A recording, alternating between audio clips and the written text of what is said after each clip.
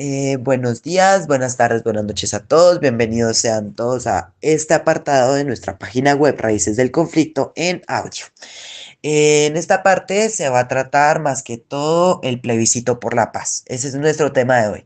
Nuestra explicación simple, el plebiscito fue una votación nacional en Colombia. El 2 de octubre de 2016 se hizo para preguntarle a los colombianos si apoyaban o no el acuerdo de paz entre el gobierno y las FARC. O sea, fue tipo como decirle al país, ¿está de acuerdo con lo pactado para terminar la guerra con las FARC o no? Porque obviamente el Estado va a tener que sacrificar cosas y las guerrillas también. Entonces se le preguntó a nosotros, los ciudadanos, a ver si estábamos de acuerdo con sacrificar ciertas cosas para obtener la paz que necesitábamos. ¿Qué se votó? La pregunta simplemente fue, ¿usted apoya el acuerdo final para la terminación del conflicto y la construcción de una paz estable y duradera? La gente podía votar sí o no. El resultado ganó el no, con el 50.21%, y el sí obtuvo el 49.78%. Aunque fue una diferencia muy pequeña, fue la única forma de tomar una decisión entre un sí y un no. Después, el gobierno ajustó el acuerdo y lo aprobó el Congreso. O sea, después de la votación del no, de que ganó el no, el gobierno empezó a ajustar el acuerdo y luego lo aprobó el Congreso. Eh, este ajuste fue lo que permitió de que Colombia lo aceptara y el Congreso lo aprobó. Eso significa de que esas fallas que tenía el primer acuerdo, sí, esas fallas que tenía el primer acuerdo fueron solucionadas y el Congreso ahí fue cuando lo aprobó. Eh, ¿Por qué unos votaron sí? Más que todo querían acabar la guerra con las FARC, porque la gente estaba harta de tanta muerte, de tanta violencia. Pensaban que era mejor, otra razón podía ser que pensaban que era mejor dialogar que seguir en violencia. Valoraban la oportunidad de la reparación para las víctimas. Esto es importante porque hay personas que simplemente, por ejemplo, tú estás en una familia, ¿no?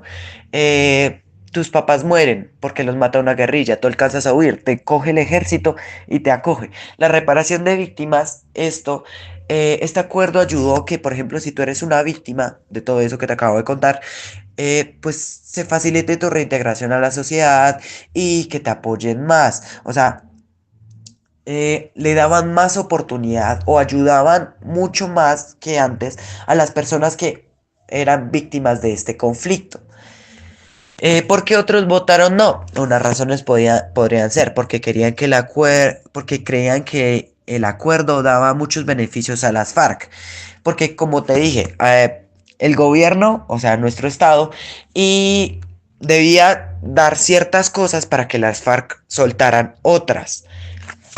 Pensaban que no había suficiente justicia, o sea, pensaban que las FARC no tenían el castigo que merecían por todo lo que habían hecho, pero como te digo, hay que sacrificar ciertas cosas para que se dé la paz.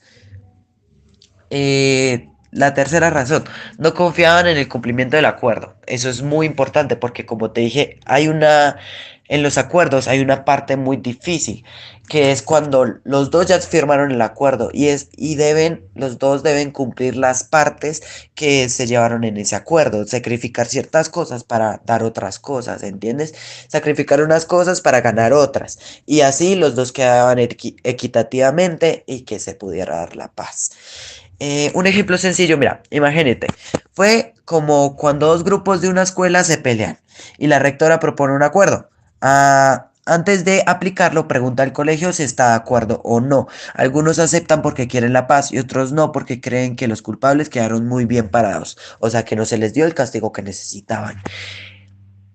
Nuestra idea final para el día de hoy, el plebiscito mostró que Colombia está dividida sobre cómo construir la paz, pero también mostró que a todos les importa el futuro del país, solo que con ideas diferentes.